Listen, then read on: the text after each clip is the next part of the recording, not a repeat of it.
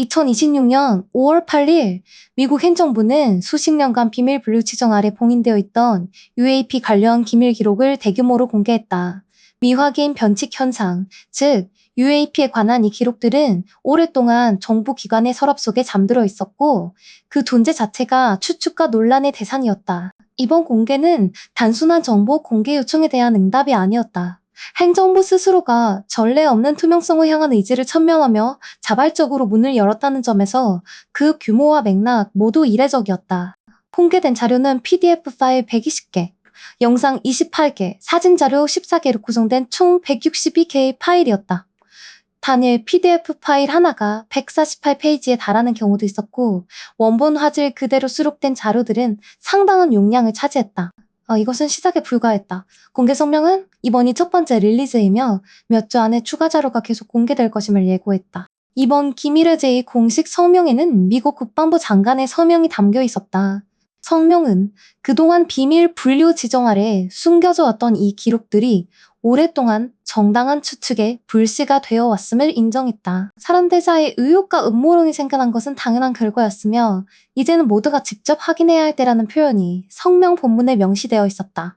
자료가 게시된 부서 명칭은 전쟁부로 표기되어 있었는데 이는 육군을 주로 관장하던 부서의 역사적 명칭으로 현재는 공보나 의전 등 비법적 문서에 한정적으로 사용되는 표현이다. 공식 부서 명칭으로 보긴 어렵지만 이 자료가 국방계통을 통해 발신되었다는 사실 자체는 분명했다. 성명의 언어는 신중하게 선택된 것이었다. 외계 존재의 확인이나 은폐의 인정이 아니라 투명성의 실현이라는 틀 안에서 공개의 의미를 규정하고 있었다. 공개된 자료는 크게 4가지 범주로 분류된다. 각각의 범주는 서로 다른 시대, 서로 다른 기간, 그리고 서로 다른 성격의 기록을 담고 있다. 이 4가지 범주를 하나씩 살펴보는 것이 이번 공개의 실체에 가장 가까이 다가가는 방법이다. 중요한 것은 문서가 존재한다는 사실과 그 문서가 무엇을 증명하는가는 전혀 다른 문제라는 점이다. 수십 년간 봉인되어 있었다는 것은 그 내용이 민감했다는 의미일 수 있지만 민감하다는 것이 곧 초자연적이거나 외계적인 것을 의미하지는 않는다. 냉전의 군사 기밀, 정보 수집 방법론의 보호, 외교적 민감성 등 다양한 이유로 문서는 봉인될 수 있다.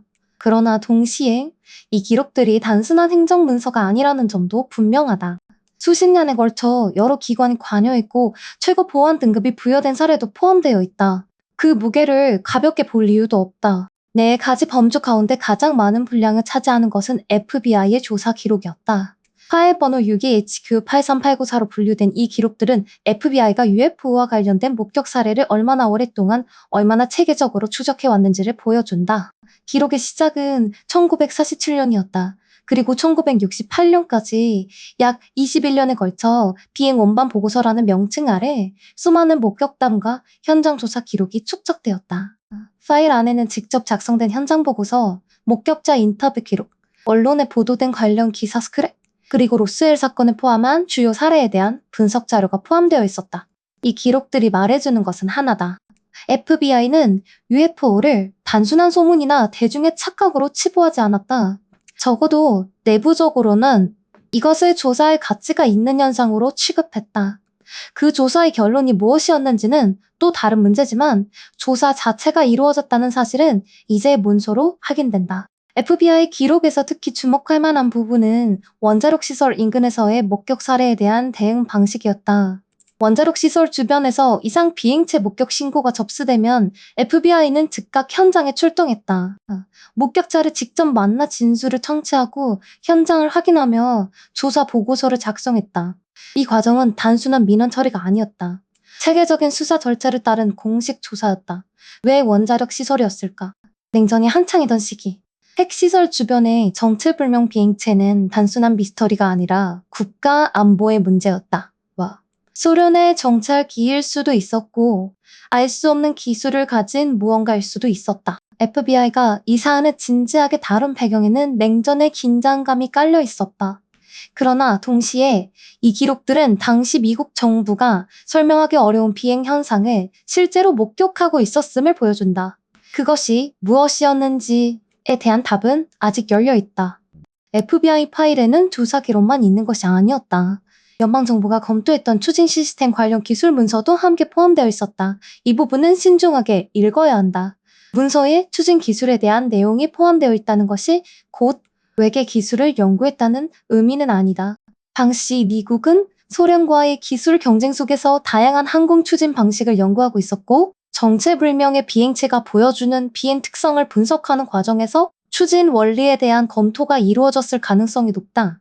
그러나 이 문서들이 FBI의 UFO 조사 파일과 함께 묶여 보관돼 있었다는 사실은 당시 조사가 단순한 목격담 수집을 넘어 기술적 분석의 영역까지 포함하고 있었음을 시사한다. 로스웰 사건에 대한 언급도 이 파일 안에 있었다. 공식 설명은 기상 관측용 풍선이었다. 그 설명이 이 파일 안에도 그대로 기록되어 있다. 그러나 그 설명이 기록되어 있다는 것 자체가 당시 그 사건이 공식적인 해명을 필요로 할 만큼 주목받았음을 보여준다. 이번에 공개된 자료 중에는 프랑스의 독립 UFO 연구 보고서도 포함되어 있었다. 코메타 보고서라고 불리는 이 문서는 1999년 프랑스 항공우주 분야의 전직 고위 관료들이 작성한 독립 연구 결과물이다. 당시 이 보고서의 존재는 루머처럼 떠돌았다. 그런 게 있다더라. UFO를 진지하게 연구한 보고서가 있다더라는 이야기가 돌았지만 많은 이들에게 그것은 확인되지 않은 소문에 불과했다. 이번 공개를 통해 그 문서가 실제로 존재했음이 확인되었다. 코메타 보고서는 수십 건의 UFO 목격 사례를 분석하고 그 가운데 일부는 기존에 알려진 항공기나 자연현상으로 설명하기 어렵다는 결론을 담고 있었다. 프랑스 정부의 공식 입장과는 별개로 이 보고서는 UAP 현상을 진지한 연구 대상으로 다룬 독립적인 학술 문서였다. 그 존재가 이제 미국의 기밀해제 자료 안에서 확인된 것이다. 1955년 10월 14일 일자로 작성된 항공보고서 한 장이 이번 공개 자료 안에 포함되어 있었다. 이 보고서는 소련 트랜스카프카스 지역 카스피의 인근에서 발생한 이상 비행체 목격 사건을 기록한 것이었다. 목격자는 당시 미국 상원 의원이었던 리처드 러셀이었다. 러셀 의원은 보좌관 및 군 관계자와 함께 해당 지역을 기차로 이동하던 중 두 대의 원반용 비행체가 지면에서 수직으로 상승한 뒤 엄청난 속도로 사라지는 장면을 목격했다고 진술했다. 이 목격담은 오랫동안 러셀 의원 본인의 증언으로만 알려져 있었다. 그가 나중에 이 경험을 공개적으로 언급했을 때 많은 이들은 그것을 개인의 착각이나 과장으로 받아들였다. 그러나 이번에 공개된 보고서는 그 목격이 단순한 개인의 기억이 아니라 당시 현장에서 공식적으로 기록된 사건이었음을 보여준다. 보고서는 실제로 존재했고 그 안에는 러셀 의원의 진술과 함께 동행자들의 증언이 담겨 있었다. 러셀 의원의 보고서에 기록된 비행 특성은 당시 기술 수준으로는 설명하기 어려운 것들이었다. 수직 이착륙 초고속 비행, 그리고 급격한 방향 전환. 보고서는 이를 전형적이지 않은 비행 특성이라고 표현했다. 이 표현은 UAP 관련 문서에서 반복적으로 등장하는 핵심 언어가 된다. 목격 직후 이 사건은 최고 보안 등급으로 분류되었다. 귀국 후 러셀 의원과 동행자들은 CIA와 공군 정보국에 철저한 신문을 받았고 그 내용은 기록으로 남겨졌다. 냉전의 한복판에서 이루어진 이 사건의 분류는 여러 가능성을 열어둔다. 소련이 당시 알려지지 않은 항공 기술을 보유하고 있었을 가능성, 혹은 그 어느 쪽도 설명하지 못하는 다른 무언가였을 가능성. 중요한 것은 미국 정부가 이 사건을 단순한 착각으로 처리하지 않았다는 점이다. 최고 보안 등급의 분류와 정보기관의 직접 개입은 이 사건이 당시 얼마나 진지하게 받아들여졌는지를 보여준다. 1947년부터 시작된 미국의 UFO 공식 조사는 1952년 워싱턴 DC 상공에서 발생한 연속 목격 사건을 계기로 새로운 국면에 접어들었다. 당시 워싱턴 DC 상공에서 여러 날에 걸쳐 정체불명의 비행체가 목격되었고 이 사건은 레이더에도 포착되었다. 언론이 대대적으로 보도했고 공군은 공식 해명을 내놓아야 했다. 이 사건은 이후 프로젝트 블루북의 핵심 사례 중 하나로 기록된다. 프로젝트 블루북은 미국 공군이 1952년부터 1969년까지 운영한 공식 UFO 조사 프로그램이었다. 총 12,618건의 목격 사례를 수집하고 분석했으며 그 가운데 700여 건은 조사 종료 시점까지도 설명되지 않은 채로 남겨졌다. 프로젝트 블루북의 공식 결론은 UFO가 국가 안보에 위협이 되지 않으며 알려진 기술을 초월하는 증거가 없다는 것이었다. 그러나 설명되지 않은 700여 건의 존재는 그 결론이 완전하지 않음을 시사한다. 이번 공개 자료 중 가장 이례적인 문서 가운데 하나는 1963년 7월 18일자로 작성된 케네디 행정부 시절의 기록이었다. 이 문서는 대통령 직속 국가항공우주위원회의 회의 내용을 담고 있었다. 문서에 기록된 논의 주제는 외계 지성체의 발견 가능성에 대한 대비 계획이었다. 중요한 것은 이 문서가 외계 지성체를 발견했다고 기록하는 것이 아니라는 점이다. 문서는 만약 외계 지성체가 발견될 경우 미국 정부는 어떻게 대응할 것인가를 논의한 내용을 담고 있었다. 이것은 위기 대비 계획의 성격을 가진 문서다. 정보기관이 다양한 시나리오에 대한 대응 계획을 수립하는 것은 일반적인 행정 절차다. 그러나 이 논의가 1963년 케네디 행정부 시절에 대통령 직속위원회 수준에서 이루어졌다는 사실은 당시 미국 정부가 이 가능성을 얼마나 진지하게 고려하고 있었는지를 보여준다. 그것이 순수한 학문적 논의였는지 아니면 이미 수집된 어떤 정보를 바탕으로 한 것이었는지는 이 문서만으로는 알 수 없다. 1947년 FBI의 첫 조사 기록부터 1963년 케네디 행정부의 대비 계획 문서까지 이번에 공개된 자료들은 미국 정부가 수십 년에 걸쳐 UAP 현상을 단순한 대중의 착각으로 치부하지 않았음을 보여준다. 그것은 조사되었고 분류되었고 최고 보안 등급이 부여되었으며 대통령 직속위원회의 논의 주제가 되었다. 그러나 이 모든 사실이 외계 존재의 확인을 의미하지는 않는다. 문서가 존재한다는 것과 그 문서가 무엇을 증명하는가는 여전히 다른 문제다. 냉전의 군사적 긴장, 소련의 기술 경쟁, 설명되지 않는 자연현상, 그리고 인간의 인식 오류, 이 모든 가능성이 여전히 열려 있다. 앞으로 공개될 추가 자료들이 이 공백을 어떻게 채울지는 아직 알 수 없다. 그러나 적어도 한 가지는 분명해졌다. 이 질문들은 오랫동안 진지하게 다루어져 왔으며 그 기록들이 이제 세상 밖으로 나오기 시작했다. FBI의 기록 검토가 일단락되는 시점에서 이번에 공개된 문서들이 가리키는 또 다른 방향이 있다. 1985년부터 2025년 말까지 미국 본토가 아닌 전 세계 각국 대사관에서 접수된 이상 비행체 목격 보고들이 하나의 묶음으로 정리되어 있었다는 사실이다. 이 문서들이 공개되기 전까지 많은 사람들은 UFO 관련 조사가 미국 내부의 특정 기관에 국한된 문제라고 생각해왔다. 그러나 실제로 공개된 기록을 살펴보면 그 범위는 훨씬 광범위하다. 타지키스탄, 파푸아뉴기니, 투르크메니스탄, 조지아, 멕시코, 카자흐스탄 등 지리적으로도 문화적으로도 전혀 연관이 없어 보이는 국가들에서 유사한 형태의 보고서가 작성되고 있었다. 이것이 의미하는 바는 분명하다. 이상 비행체에 대한 관심과 조사는 어느 한 나라의 독자적인 움직임이 아니었다는 것이다. 1994년 타지키스탄에서 작성된 보고서는 그 가운데서도 눈에 띄는 사례 중 하나다. 당시 중앙아시아 일대는 소련 붕괴 이후 정치적 혼란이 극심했던 시기였고 그런 상황 속에서도 외교 채널을 통해 이상 비행체 목격 보고가 공식적으로 전달되었다는 점은 주목할 만하다. 파푸아뉴기니의 경우도 마찬가지다. 태평양 도서 지역에서 접수된 보고들은 서방 국가의 군사활동이나 항공노선과는 거리가 먼 지역에서 발생했다는 점에서 단순한 항공기 오인으로 설명하기 어려운 측면이 있다. 물론 이 보고들이 모두 동일한 현상을 가리킨다고 단정할 순 없다. 각국의 보고 기준과 관찰, 환경이 다르고 문서화 수준도 제각각이다. 그러나 서로 다른 대륙에서 서로 다른 시기에 유사한 형태의 보고가 반복적으로 제출되었다는 사실 자체는 기록으로 남아있다. 멕시코와 카자흐스탄에서 접수된 보고들도 이 묶음 안에 포함되어 있다. 멕시코의 경우 1990년대 이후 민간 목격 사례가 급증했던 지역으로 알려져 있으며 이번에 공개된 외교 채널 보고는 그 시기와 일부 겹친다. 즉 카자흐스탄은 구소련의 우주 발사 기지인 바이코누르 코스모드롬이 위치한 곳으로 이 지역에서 발생한 이상 비행체 보고는 러시아 측 우주 활동과의 연관성을 먼저 검토해야 한다는 시각도 있다. 이처럼 각국의 보고는 그 지역의 지정학적 맥락과 분리해서 해석하기 어렵다. 그럼에도 불구하고 이 문서들이 공통적으로 보여주는 것은 하나다. 미국은 자국 영토 밖에서 발생하는 이상 현상에 대해서도 지속적으로 정보를 수집하고 있었으며 그 네트워크는 우리가 생각했던 것보다 훨씬 촘촘하게 구축되어 있었다. 전 세계 대사관 복구들을 정리하고 나면 이번에 공개된 문서들 가운데 가장 주목도가 높은 섹션으로 넘어가게 된다.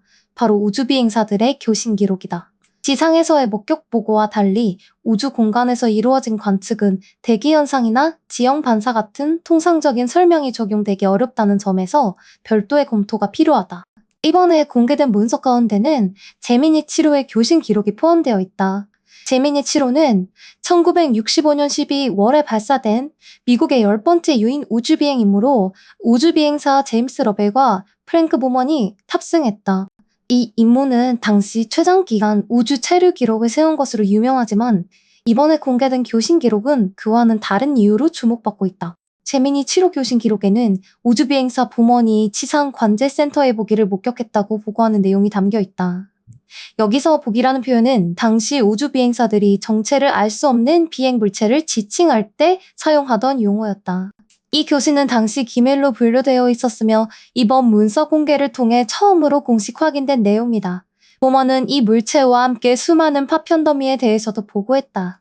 수백 개의 작은 입자들로 구성된 대규모 물질이 약 6.4km 거리에 위치해 있으며 검은 우주 배경 위에서 햇빛을 받아 빛나고 있다고 묘사했다. 문서 장단에는 보먼에 의한 UFO 목격이라는 주석이 명시적으로 기재되어 있다. 이 주석이 당시 작성자의 판단에 반영한 것인지 아니면 후대에 추가된 분류 표기인지는 현재로서는 확인되지 않는다. 그렇다면 보먼이 목격한 것은 무엇이었을까? 이 질문에 대해 현재 가장 설득력 있게 제시되는 설명 중 하나는 우주선 외벽에서 방출된 얼음 파편이나 냉각제 결정체다. 초기 우주 임무에서는 선체 외부에 부착된 수분이나 배출물질이 진공 상태에서 순간적으로 결정화되면서 햇빛을 반사하는 현상이 여러 차례 보고되었다. 이런 입자들은 우주선 주변에 구름처럼 형성될 수 있으며 특정 각도에서는 매우 밝고 뚜렷하게 관찰된다. 제미니 임무 초기에 우주비행사들이 이런 현상에 익숙하지 않았다는 점을 감안하면 당시의 보고가 이 현상을 미확인 물체로 인식했을 가능성은 충분히 있다. 다만 이것이 유일한 설명이라고 단정할 수는 없으며 문서 자체는 그 어떤 결론도 내리지 않은 채 목격 진술을 그대로 기록하고 있다. 제미니 7호의 기록에 이어 이번 공개 문서에는 아폴로 12호에 관한 교신 녹취록 일부도 포함되어 있다. 아폴로 12호는 1969년 11월에 발사된 미국의 네 번째 유인달 탐사 임무로 인류 역사상 두 번째로 달 표면 착륙에 성공한 비행이었다. 이 임무에서 우주비행사들은 비행 후 1차에 두 차례에 걸쳐 미확인 현상을 보고했다. 첫 번째 경험은 약 1시간, 두 번째는 약 2분 동안 지속되었다고 기록되어 있다. 달 착륙선 조종사 앨런 비는 선내에 설치된 광학 망원경을 통해 우주 공간으로 날아가는 입자들과 함께 번쩍이는 섬광을 관찰했다고 보고했다. 이 진술은 당시 교신 녹취록에 그대로 기재되어 있으며 이번 문서 공개를 통해 공식적으로 확인된 내용이다. 앨런 빈이 보고한 성광 현상은 아폴로 임무 전반에 걸쳐 여러 우주비행사들이 공통적으로 경험한 것으로 알려져 있다. 이 현상은 이후 과학적 연구를 통해 우주 방사선, 특히 고에너지 입자가 눈의 망막이나 시신경을 직접 자극할 때 발생하는 광시증으로 설명되었다. 지구 자기장의 보호를 받지 못하는 심우주 환경에서는 이런 입자들이 인체에 직접 영향을 미칠 수 있으며 눈을 감은 상태에서도 빛이 번쩍이는 것처럼 느껴지는 경험이 보고되어 있다. 그러나 1969년 당시에는 이 메커니즘이 충분히 이해되지 않았다. 우주비행사들의 입장에서는 외부에서 실제로 빛이 발생하고 있는 것처럼 인식될 수 있었고 그 경험이 교신을 통해 지상에 보고된 것이다. 문서는 이 진술을 사실로 기록하고 있지만 그 원인에 대한 결론은 담고 있지 않다. 아폴로 임무와 관련된 이상 현상 보고는 12호에 그치지 않는다. 이번에 공개된 문서들에는 달 표면 촬영 사진과 관련된 기록도 포함되어 있다. 아폴로 임무 기간 동안 촬영된 일부 사진에는 설명하기 어려운 물체나 빛의 반사가 포착되어 있으며 이 사진들은 오랫동안 UFO 연구자들 사이에서 논쟁의 대상이 되어 왔다. 이번 문서 공개는 그 사진들이 단순히 민간에서 유통된 것이 아니라 실제로 내부 검토 대상이 되었음을 보여준다. 다만 문서가 이 사진들에 대해 내린 결론은 명확하지 않다. 일부는 렌즈 플레어나 필름 현상 과정에서 발생한 아티팩트로 분류되었고 일부는 분류 자체가 보류된 채 기록으로만 남아있다. 사진이 존재한다는 것과 그 사진이 무엇을 보여주는지는 별개의 문제다. 우주 비행사들의 목격 보고를 다루는 이 섹션에서 한 가지 짚고 넘어가야 할 점이 있다. 이 기록들이 기밀로 분류되어 있었다는 사실이 곧 그 내용이 외계 기원의 현상임을 의미하지는 않는다. 초기 우주 탐사 시대에는 우주 비행사들의 모든 교신이 군사 및 안보 목적에서 기밀로 관리되었으며 그 안에는 기술적 이상, 신체 이상, 심리 상태 보고 등 다양한 내용이 포함되어 있었다. 미확인 현상에 대한 보고가 기밀로 분류된 것은 그 현상이 외계 기원이기 때문이 아니라 당시의 정보관리 체계상 모든 교신이 기밀 처리되었기 때문일 가능성이 높다. 그럼에도 불구하고 이 기록들이 공식적으로 존재한다는 사실, 그리고 우주 비행사들이 실제로 설명하기 어려운 현상을 경험했다고 보고했다는 사실은 부정할 수 없다. 제미니와 아폴로 기록을 종합해보면 이 문서들이 말하는 것과 말하지 않는 것 사이의 경계가 분명해진다. 문서들은 우주 비행사들이 특정 현상을 목격하고 보고했다는 사실을 기록하고 있다. 그 현상들 가운데 일부는 이후 과학적으로 설명되고 일부는 여전히 명확한 결론 없이 기록으로만 남아있다. 중요한 것은 이 기록들이 당시 기관 내부에서 진지하게 검토되었다는 점이다. 단순히 우주비행사 개인의 착각으로 처리하거나 묵살하지 않고 교신 내용을 문서화하고 분류하고 보존했다. 이것이 무엇을 의미하는지에 대해서는 해석이 갈릴 수 있다. 그러나 적어도 이 기록들이 존재한다는 사실, 그리고 그것이 이번에 공식적으로 공개되었다는 사실은 하나의 출발점이 된다. FBI 기록, 전 세계 대사관 보고, 그리고 우주비행사들의 교신 기록까지 이번에 공개된 문서들이 보여주는 그림은 단편적이지 않다. 수십 년에 걸쳐 지구 위에서도 지구 밖에서도 설명하기 어려운 현상들이 반복적으로 보고되었고 그 보고들은 체계적으로 수집되고 분류되고 보존되었다. 그러나 이 모든 기록들을 관통하는 한 가지 공통점이 있다. 어떤 문서도 그 현상의 기원에 대해 확정적인 결론을 내리지 않았다는 것이다. 목격이 있었고 보고가 있었고 조사가 있었다. 하지만 그 끝에 도달한 답은 아직 없다. 이것이 지금까지 공개된 기록들이 우리에게 말해주는 것의 전부이며 동시에 이 이야기가 아직 끝나지 않았음을 보여주는 이유이기도 하다. 이번에 공개된 문서 묶음의 네 번째 섹션은 앞선 아폴로 기록들과 성격이 다르다. 1960, 70년대의 우주 임무 보고서가 아니라 최근 수년 사이 실제 군사작전 구역에서 수집된 영상 자료들이다. 문서에는 DWUAP라는 분류코드 아래 각 사례의 발생 지역과 날짜가 정리돼 있으며 4페이지부터 개별 사건들이 순서대로 기술된다. 공통된 형식은 단순하다. 어느 지역, 어느 날짜, 어떤 플랫폼이 포착했는가. 그리고 그 물체가 무엇인지에 대한 결론은 대부분 비어있다. 이 섹션이 흥미로운 이유는 바로 그 공백 때문이다.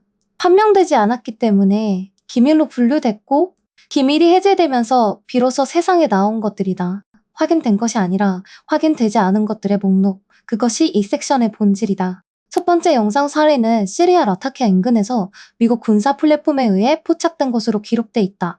열화상 또는 전자광학 센서에 빠르게 이동하는 점형태의 물체가 잡혔고 그 궤적과 속도가 일반적인 항공기와 달랐다는 점이 보고서에 명시됐다. 이 영상을 처음 접한 사람들의 반응은 대부분 비슷하다. 미사일 아닌가? 실제로 보고서도 같은 방향을 가리킨다. 미사일로 추정된다는 문구가 적혀 있다. 그런데 이 영상이 UAP 목록에 포함된 이유는 무엇일까? 미사일이라고 판명된 것이 아니기 때문이다. 미사일인 것 같다는 추측 수준에서 분류가 멈췄고 그 상태로 기밀 문서에 편철됐다가 이번에 공개됐다. UAP라는 분류가 반드시 외계 비행체를 의미하지 않는다는 사실이 이 사례에서 명확하게 드러난다.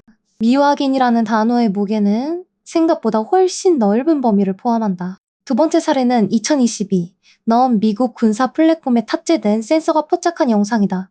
중앙 부근에 작고 밝은 점 하나가 나타나며 주변 배경과 또렷하게 구분된다. 이 물체가 무엇인지에 대한 반응은 역시 두 갈래로 나뉜다.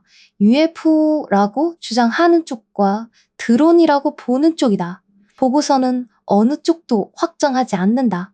드론으로 추정되지만 적군의 드론인지 여부를 정확히 판단할 수 없다는 문구가 달려있을 뿐이다. 이 지점이 중요하다. 군사작전 중 포착된 비행체를 하더라도 그것이 아군의 것인지 적군의 것인지 아니면 제3의 추처인지 확인되지 않으면 UAP로 분류된다. 기술자 판별 능력의 한계가 미확인이라는 꼬리표를 만들어내는 것이다. 이 사례들이 기밀로 묶였던 이유도 그 불확실성 자체에 있다. 세 번째 영상은 앞선 두 사례보다 조금 더 복잡한 양상을 보인다. 센서에 빛나는 물체 하나가 포착되고 카메라는 그것을 추격하듯 따라간다. 이런 유형의 영상은 이미 여러 차례 공개된 바 있어 낯설지 않다. 그런데 이 영상에서 주목되는 장면이 하나 있다. 물체가 일시적으로 흐릿해지다가 다시 나타나는 구간이다. 보고서에는 이 장면을 두고 클로킹을 시도한 것으로 보이나 완전히 성공하지 못했다는 표현이 담겨 있다. 클로킹이란 빛이나 레이더 신호를 굴절시켜 물체를 보이지 않게 만드는 기술을 가리킨다. 현재 공개된 기술 수준에서는 완전한 클로킹이 구현되지 않는다. 그렇다면 이 물체는 무엇이었을까? 보고서는 소련 또는 러시아계 전투기일 가능성을 배제할 수 없다고 적는다. 확정이 아닌 가능성의 언어다. 그 가능성의 목록에 무엇이 더 있는지 문서는 말하지 않는다. 이 섹션에 수록된 영상들을 전체적으로 살펴보면 한 가지 패턴이 보인다. 미사일처럼 보이는 거, 드론처럼 보이는 거, 전투기일 수도 있는 거. 자, 보고서가 제시하는 추정들은 모두 지구상에 존재하는 기술 범주 안에 있다. 그런데 그 추정들이 확정되지 못한 채 UAP로 분류됐다는 사실은 역설적으로 군사정보 체계가 얼마나 많은 불확실성을 안고 작동하는지를 보여준다.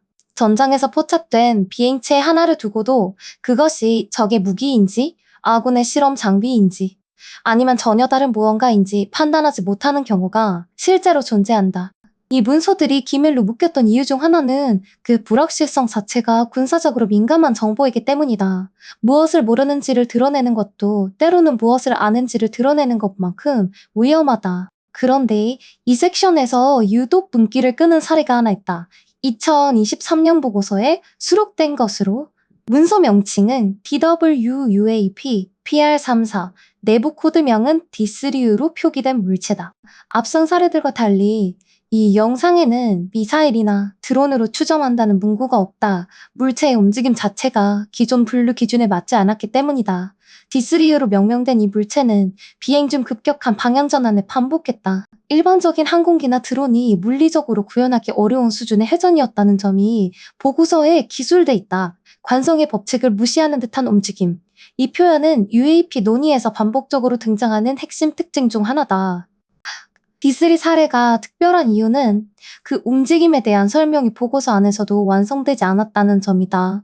수정조차 없는 공백. 그것이 이 사례를 다른 것들과 구분짓는다. D3 물체의 비행 패턴을 구체적으로 살펴보면 직선 이동 중 갑작스러운 직각에 가까운 방향 전환이 반복됐다. 속도의 급격한 변화도 함께 기록됐다. 현재 공개된 군용 항공기 기술로는 이 수준의 기동을 조종사가 탑승한 상태에서 수행하는 것이 불가능하다. 인체가 견딜 수 있는 중력 가속도의 한계를 훨씬 초과하기 때문이다. 무인 비행체라면 이론적으로 가능할 수 있다. 그러나 현재 공개된 드론 기술 수준에서도 이 정도의 기동 성능을 구현한 사례는 확인되지 않는다. 보고서는 이 물체의 정체에 대해 어떤 결론도 내리지 않는다. 다만 기존에 알려진 비행체 범주에 포함시키기 어렵다는 표현이 담겨 있다. 이 문장은 보고서 전체를 통틀어 가장 조심스럽고 동시에 가장 무거운 문장 중 하나다. 알려진 범주 밖이라는 말이 무엇을 의미하는지 문서는 더 이상 말하지 않는다. D3 사례와 함께 이 섹션에서 주목되는 또 다른 특징은 클로킹 관련 기술에 대한 반복적인 언급이다. 앞서 살펴본 세 번째 영상에서도 등장했지만 D3 보고서에는 이 표현이 더 구체적으로 기술돼 있다. 물체가 특정 구간에서 센서 반응을 급격히 줄였다가 다시 증가시키는 패턴이 관측됐다는 내용이다. 이것이 의도적인 스텔스 기능인지 아니면 물체의 재질이나 형태에 의한 자연적인 반사 변화인지는 판단되지 않았다. 스텔스 기술은 이미 현대 군용기에 적용돼 있다. 그러나 비행 중 실시간으로 레이더 반사 면적을 조절하는 능동형 스텔스는 현재 공개된 기술 수준을 넘어선다. 보고서가 이 가능성을 열어두고 있다는 사실 자체가 이 물체를 단순한 드론이나 미사일로 분류하지 못한 이유 중 하나일 것이다. 확인된 것은 없다. 다만 설명되지 않는 것들이 하나씩 쌓이고 있다. 군사작전 구역의 UAP 사례들이 문서 안에서 조용히 쌓이는 동안 민간 영역에서도 주목할 만한 보고가 접수됐다. 2023년 미국 서부 지역에서 발생한 사건이다. 이 사건이 다른 목격 보고와 구분되는 이유는 목격자의 수와 분포 때문이다. 서로 다른 위치에 있던 7명의 목격자가 거의 동시에 같은 물체를 봤다고 보고했다. 이들은 서로 면식이 없었고 각자 독립적으로 신고했다. 목격 장소는 사막 지형이 넓게 펼쳐진 서부 내륙 지역이었다. 목격자들의 진술은 세부 묘사에서 차이가 있었지만 핵심적인 특징에서는 일치했다. 빠르게 이동하는 밝은 물체, 소리 없음, 그리고 갑작스러운 방향 전환. 이 세 가지가 공통으로 언급됐다. 7명의 독립적인 진술이 같은 특징을 가리킨다는 사실은 단순한 착각이나 개인적 경험으로 처리하기 어렵게 만든다. 7명의 목격자 진술을 좀 더 들여다보면 물체의 크기에 대한 묘사가 흥미롭다. 일부는 작은 점 수준이었다고 했고 일부는 달의 겉보기 크기보다 크게 보였다고 했다. 이 차이는 목격자들이 서로 다른 거리에서 같은 물체를 봤을 가능성을 시사한다. 물체가 이동하면서 일부 목격자에게는 가깝게, 다른 목격자에게는 멀게 보였다는 해석이 가능하다. 소리가 없었다는 점도 공통적으로 강조됐다. 현재 운용되는 대부분의 항공기와 드론은 비행 중 소음을 발생시킨다. 전기 추진 드론의 경우 소음이 적지만 완전히 무음인 경우는 드물다. 목격자들이 물체를 인식한 거리가 충분히 멀었다면 소음이 들리지 않을 수도 있다. 그러나 일부 목격자는 물체가 비교적 가까운 거리를 지나갔다고 진술했다. 이 진술들이 모두 정확하다면 소음 없음이라는 특징은 단순한 거리 문제로 설명되지 않는다. 2023년 서부 목격 사례는 단독으로 존재하지 않는다. 같은 해 미국 서부와 남서부 지역에서는 유사한 특징을 가진 물체에 대한 보고가 여러 건 접수됐다. 이 보고들이 모두 같은 물체를 가리키는지 아니면 서로 다른 물체들에 대한 독립적인 목격인지는 확인되지 않는다. 그러나 지리적 분포와 시간적 근접성을 고려할 때 일부 연구자들은 이 사례들이 연관돼 있을 가능성을 제기한다. 미국 서부는 군사 시험 비행 구역이 밀집한 지역이기도 하다. 네바다주의 넬리스 공군기지, 에드워즈 공군기지 등 첨단 항공기 시험이 이루어지는 시설들이 이 지역에 집중돼 있다. 따라서 서부 지역의 UAP 목격 보고 중 일부는 공개되지 않은 군사실험 비행체일 가능성이 항상 존재한다. 이 가능성은 목격 사례를 부정하는 것이 아니라 가능한 설명 중 하나로 남아 있어야 한다. 세 번째 막에서 살펴본 사례들을 정리하면 이 문서 묶음의 네 번째 섹션은 크게 두 층으로 구성돼 있다. 하나는 군사 플랫폼이 포착한 영상 기록들이고 다른 하나는 민간 목격 보고들이다. 군사 영상 사례들은 대부분 미사일, 드론, 전투기 등 지구상의 기술 범주 안에서 추정이 이루어졌다. 다만 D3호로 명명된 사례만큼은 그 추정조차 완성되지 않았다. 민간 목격 사례인 2023년 서부 보고는 복수의 독립적 증언이라는 점에서 무게를 갖지만 군사 시험 비행 가능성이라는 대안적 설명도 여전히 유효하다. 이 모든 사례들이 공통적으로 가리키는 것은 하나다. 우리가 하늘에서 보는 것들 중 일부는 아직 설명되지 않았다. 그 미확인의 범위가 어디까지인지, 그리고 그 안에 무엇이 있는지는 이 문서들이 완전히 공개되더라도 쉽게 답해지지 않을 질문으로 남을 것이다. 해수면 위를 비행하던 그 물체는 약 128km의 속도로 이동하면서 여러 차례 90도에 가까운 급회전을 반복했다. 일반적인 항공기라면 구조적으로 불가능한 기동이었다. 추진체로 보이는 구조물도 식별되지 않았다. 지구의 현재 기술 수준에서 가장 현실적인 설명은 드론이지만 그 움직임의 방식은 기존 드론의 비행 원리와 분명히 달랐다. 그리고 영상 2분 22초 무렵 물체는 배경과 구분이 되지 않으면서 갑자기 사라졌다. 보고서는 두 가지 가능성을 제시했다. 하나는 광학적 투명화, 즉 클로킹이 이루어졌다는 것이고 다른 하나는 센서의 감지 범위를 벗어나는 환경 변화가 발생했다는 것이다. 어느 쪽이든 확정된 결론은 아니었다. 보고서는 이 물체를 끝내 미확인 비행 현상 UAP로 분류했다. 정확히 무엇인지는 판단하지 못했다는 것이 공식 입장이었다. 이번 릴리즈 1에서 공개된 사례들을 관통하는 공통점이 하나 있었다. 목격 장소가 대부분 미국이 전쟁에 개입했거나 군사 작전을 수행 중이던 지역이었다는 점이다. 이라크, 시리아, 아프가니스탄처럼 분쟁이 진행 중인 공간에서 UAP 목격 보고가 집중적으로 쏟아졌다. 이것이 우연인지 아니면 군사활동 자체가 특정 현상을 유발하거나 끌어들이는 조건이 되는지는 알 수 없다. 다만 이 패턴은 UAP 문제를 단순한 외계 생명체 논의로만 볼 수 없게 만든다. 미확인 비행체가 전쟁 지역 상공에 반복적으로 출현한다면 그것은 영공 주권과 군사 안보의 문제로도 직결된다. 어떤 국가가 운용하는 첨단 정찰 장비인지 아니면 전혀 다른 기원을 가진 현상인지 그 판단은 아직 내려지지 않았다. 2023년 미국 서부 지역에서 이틀에 걸쳐 발생한 사건은 릴리즈 1의 마지막 항목에 담겨 있었다. 목격자는 모두 7명이었고 이들은 모두 연방정부 소속 직원이었다. 주목할 점은 이 7명이 같은 장소에 있지 않았다는 것이다. 각자 독립된 위치에서 별도로 보고했음에도 불구하고 그 내용이 4가지 범주에서 일치했다. 첫째, 모선으로 보이는 큰 물체에서 작은 구체들이 방출되는 장면. 둘째, 가까운 거리에서 밝게 빛나는 구체가 정지 상태로 떠 있는 모습. 셋째, 지표면 근처에서 무언가가 추격하는 듯한 움직임. 그리고 넷째, 금속 물체가 반투명한 연처럼 변하며 광학적으로 위장되는 현상이었다.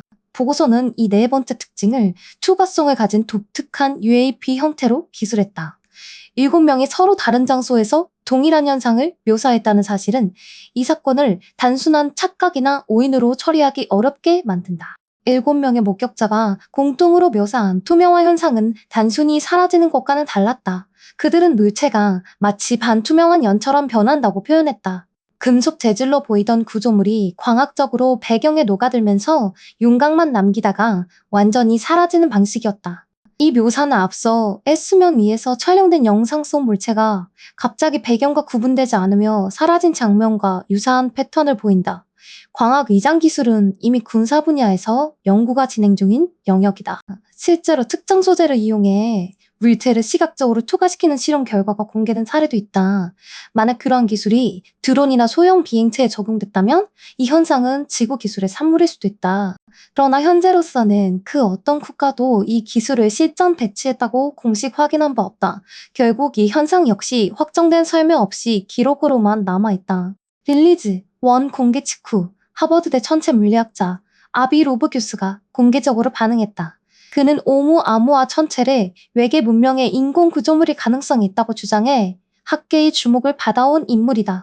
로브 교수의 반응은 단호했다. 이번에 공개된 내용은 빙산의 일각에 불과하다는 것이었다. 그는 정부가 실질적인 물리적 증거를 보유하고 있을 것이라고 주장하며 그것을 공개해야 과학적 분석이 가능하다고 촉구했다.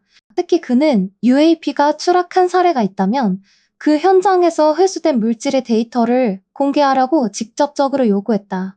만약 회수된 물질이 지구에서 기원하지 않는 성분을 포함하고 있다면 그것은 지금까지의 어떤 문서보다 강력한 증거가 될 수 있다. 로브 교수의 요구는 단순한 비판이 아니라 과학적 검증 가능성의 문을 열어달라는 요청이었다. 아비 로브 교수가 요구한 것은 목격담이나 레이더 기록이 아니었다. 그는 손으로 만질 수 있고 분석할 수 있는 물질, 즉 물리적 증거를 원했다. UAP가 추락했다는 주장은 오래전부터 반복되어 왔다. 1947년 로즈웰 사건 이후 수십 년 동안 다양한 형태로 제기된 이 주장들은 그러나 단 한 번도 공식적으로 검증된 물질 증거로 이어지지 않았다. 로브 교수는 만약 그러한 물질이 실제로 회수되어 어딘가에 보관되어 있다면 그것의 원소 구성이나 동위원소 비율만으로도 지구 기원 여부를 판별할 수 있다고 말한다. 이것은 추측이나 해석의 문제가 아니라 측정의 문제다. 그러나 이번 릴리즈 1에는 그런 종류의 데이터가 단 한 줄도 포함되어 있지 않았다. 공개된 것은 여전히 누군가가 보았다는 기록, 그리고 그것을 분류하고 정리한 행정 문서뿐이었다. 그저 1이 공개된 이후 여론은 크게 두 방향으로 갈라졌다. 한쪽에서는 이번 공개가 UAP의 실제를 사실상 인정한 것이라는 반응이 나왔다. 오랫동안 음모론으로 치부되던 주장들이 정부 문서를 통해 뒷받침됐다는 해석이었다. 반대쪽에서는 강한 비판이 제기됐다. 공개된 자료가 흐릿한 영상과 목격 진술의 반복에 불과하며 드론이나 기상현상으로 설명 가능한 내용을 과장해 공개한 것 아니냐는 지적이었다. 일부에서는 이번 공개의 시점 자체에 의문을 제기했다.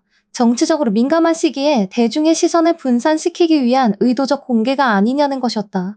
이 두 반응은 서로 완전히 다른 전제에서 출발하지만 한 가지 공통점을 가지고 있다.